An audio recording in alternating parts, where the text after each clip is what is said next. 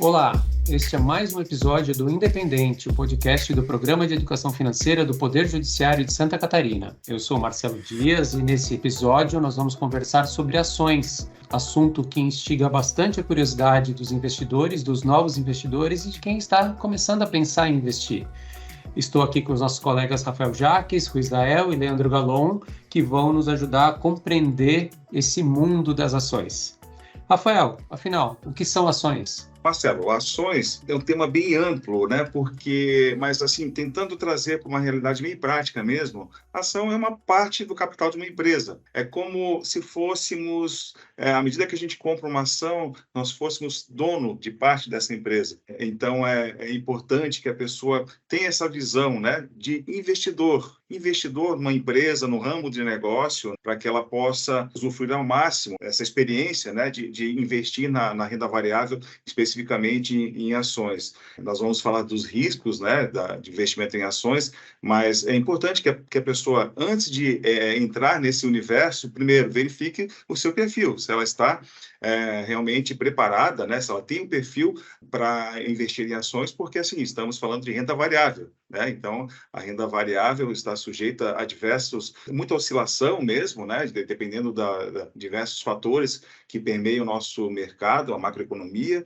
Então, a pessoa tem que primeiro se verificar, se colocar nessa situação mesmo, né? Se o meu capital, essa parte da empresa que eu comprei por um valor X, se esse valor eventualmente cair, seja por um fator, uma questão que tenha acontecido com a empresa ou mesmo no mercado, né? Se esse capital cair muito, como eu vou me sentir em relação a isso? Então, aqui já vem uma primeira observação, né, para que a pessoa tenha essa compreensão mesmo, e a gente fala muito da questão da psicologia financeira. Elas têm que estar preparada psicologicamente, né, para entrar nesse mercado, né, na renda variável. Vencida essa questão, essa etapa, a pessoa tem que realmente estudar as empresas, né, que compõem esse portfólio, né, que tem ações em bolsa de valores, conhecer o negócio da empresa, conhecer a lucratividade da empresa, né, e não só no último ano, mas numa série histórica realmente, né, identificar o que ela espera desse investimento nas ações, se é pensando realmente talvez em dividendos, né, para ter uma rentabilidade, ali, um valor, né, pela participação acionária, ou se pensa mais em especulação, em termos de valorização da empresa, né, uma empresa que esteja investindo, a tendência de valorizar é mais concreta. Enfim, tem diversas nuances, né, que permeiam o investimento em ações. E, além disso, né, tem que ter essa sensação, ela faz parte ela é um parceiro da empresa quando ela compra uma ação, né? Então, realmente, para ser parceiro de uma empresa, tem que conhecer bem a empresa, estudar a empresa, né? Nem sempre a gente tem o tempo disponível para isso, né? Por isso a importância, de repente, buscar informações, né, junto a empresas de research, inclusive, né, que oferecem relatórios, até com indicações, claro, né, caso haja profissionais habilitados para oferecer esse tipo de indicação. Enfim, é uma série de questões que envolvem aqui esse mercado financeiro, né, renda variável e especificamente as ações, e informação é tudo, né, para que a gente consiga tomar uma decisão mais consciente e se prepare, né, para o futuro que está por vir. É comum vermos propagandas de pessoas ou de empresas dizendo que enriqueceram ou prometendo enriquecimento por meio do investimento em ações, né? Mas como o Rafael falou, a renda variável ela pode tanto fazer o nosso patrimônio crescer mais rápido do que outros tipos de investimento, mas também nos traz o risco, porque esse patrimônio também pode diminuir. Como o Rafael falou, como nós nos sentiremos no caso de uma diminuição de patrimônio. Então, esse é o nosso risco. Ruiz Dael, o que você tem a falar a respeito disso em relação à renda variável e às ações? Então, como o próprio colega Rafael aqui comentou, é necessário, primeiro de tudo, a gente estudar as empresas, estudar bastante ali antes de dar esse primeiro passo de investir nas ações para entender como que funciona a empresa e mitigar o risco. A partir do momento que tu entendes a empresa, tu consegue entender a oscilação dela e reduzir os riscos de perda. Além disso, é extremamente aconselhável não iniciar investimento em ações sem antes formar uma reserva de emergência, como a gente já comentou em episódio aqui do nosso podcast, e temos dicas. porque esse valor da reserva de emergência vai fazer frente a alguma situação justamente de emergência da pessoa e você não vai precisar vender essas ações, de repente, numa queda ou deixando de oferir algum lucro que essa ação que tu tens possa te garantir, tendo em vista ali a necessidade de liquidez rápida desses valores. É necessário também estudar bastante a volatilidade das ações, porque você tem que estar ciente que pode ser que num dia ela tenha uma queda por vários fatores de mercado da própria empresa, como já citado pelo Rafael, assim como ela tem uma alta também em poucos dias. Não podemos ter em mente a ganância exacerbada. Você não pode achar que hoje você vai aplicar X e dali 2, 3 dias vai tirar o dobro, o triplo desse valor, porque o mercado de ações você está sendo, como o Rafael falou, um pequeno sócio da empresa. Você não está apostando, você está se associando ali às outras pessoas com o intuito de ver essa empresa crescer e gerar frutos. Evitar alguma estratégia complexa, porque geralmente no mercado de ações, quando vem com muita complexidade, tem alguma coisa ali que tu não está enxergando e pode ter um revés grande, né? E outra coisa que também se comenta muito é com relação a operações de curto prazo, day trades, swing trades. É muito difícil as pessoas ganharem dinheiro nessas operações. Quanto maior o período que você permanecer com essas ações, maior a probabilidade de você oferir algum lucro com essas ações. Você está acompanhando o podcast Independente, o podcast de educação financeira do Poder Judiciário de Santa Catarina. Israel, e aquela frase que nós costumamos ouvir de que não se deve colocar todos os ovos numa mesma cesta? Se aplica ao investimento em ações, ao risco? Claro, se aplica porque a partir do momento que você investir um capital muito grande, a maior parte do seu valor numa empresa específica, se ela vir até algum problema de mercado ou qualquer problema e perder valor, a ação, você perdeu o seu dinheiro. Por isso se recomenda a dividir em várias empresas o valor a ser investido, tendo uma planilha, um certo controle de investimento. Dá para se citar o exemplo da Magazine Luiza, que quem investiu no topo histórico ali há pouco tempo atrás, tiveram várias pessoas que aportaram um valor muito grande e vieram praticamente à ruína porque investiram numa única ação.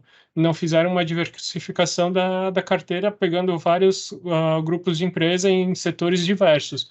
Esse é um grande conselho que se dá, pegue setores diversos que se complementem na sua carteira. Então, a diversificação é uma forma de se proteger dessa volatilidade e da variação dos valores das ações que você tem na sua carteira. E agora, eu estou começando, tenho ali meus pequenos investimentos e gostaria de começar a colocar algo em ações para sentir o mercado. Leandro, como é que a gente faz para começar o investimento em ações? O que é necessário? Vamos considerar que a pessoa que quer aportar em ações já tem a sua reserva de emergência bem formada, né? Já sabe que agora ela vai colocar um valor em renda variável, né? E que a renda variável, como o próprio nome diz, varia, né? Então, varia de acordo com as expectativas do mercado e de acordo com condições macroeconômicas, né? Então, o que ela tem que fazer? Ela vai, primeira coisa, corretora. Ela precisa ter uma conta em uma corretora de valores, né? Nós aqui no programa, a gente traz um hall de corretoras de valores, nós temos nós temos uma dica financeira sobre corretoras de valores, se eu preciso ter ou não, temos um podcast da mesma maneira, mas uma vez feita a abertura de conta em uma corretora de valores, ela vai na parte de renda variável e vai abrir o seu home broker, né, que nada mais do que o local onde as ações são negociadas.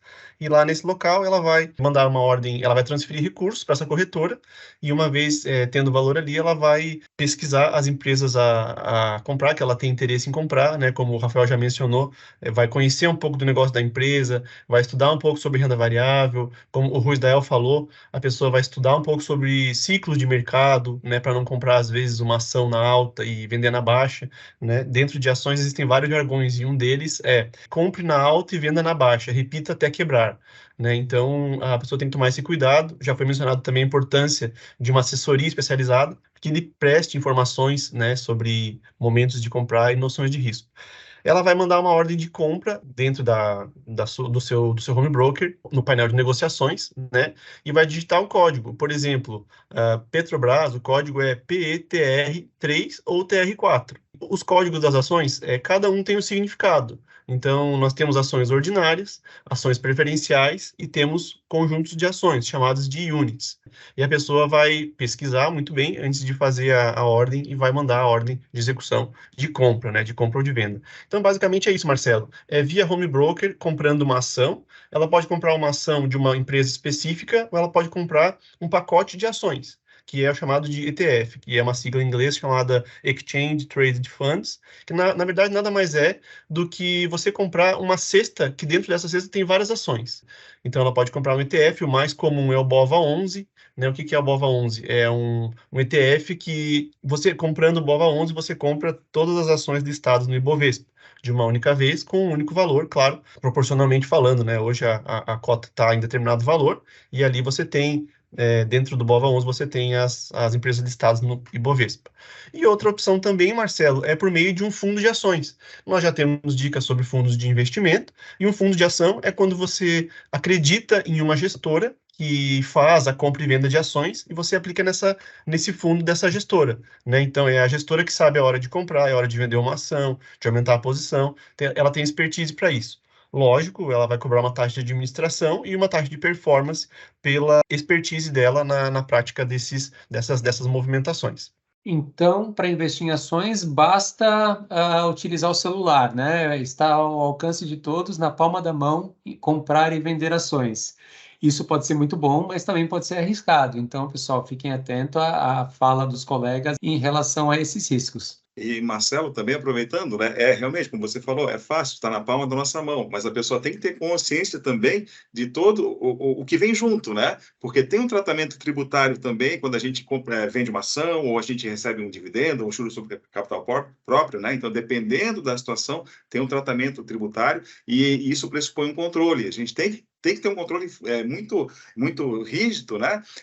Muito organizado também sobre a questão das compras, das vendas, do ganho de capital que nós tivemos, ou mesmo prejuízo que nós tivemos, dos dividendos recebidos, juros sobre capital próprio recebido, né? Porque todo ano a gente tem que fazer a nossa declaração de imposto de renda, e quem investe na renda variável tem que fazer imposto de renda, né? A declaração de imposto de renda, e nem sempre é fácil, né? Tem que ter uma organização para que a gente, ali no período da declaração, esteja preparado, né, para conseguir atender todos os requisitos legais ali perante o fisco. É um esforço a mais, né, Rafael? Um esforço que exige estudo e conhecimento, né? Mesmo no caso, como é sempre recomendável, contar com o auxílio de um contador para o imposto de renda, você vai ter que ter toda essa organização que o Rafael falou para poder entregar para esse contador as informações corretas, né? Então, é importante essa organização e esse estudo sobre tudo que você está investindo. Só complementando, Marcelo, que o Rafael muito bem trouxe aqui para nós, a venda de uma ação com lucro, ela é isenta até R$20 mil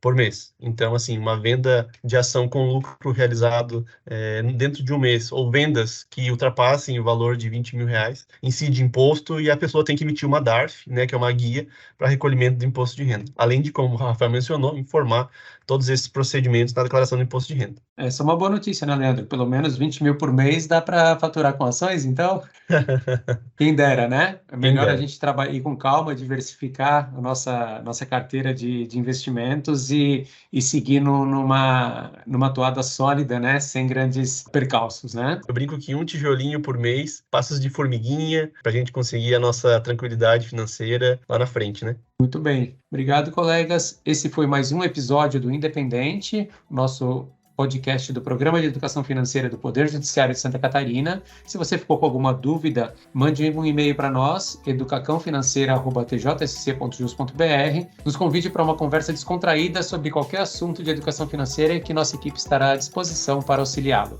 Um forte abraço para todos e até a próxima.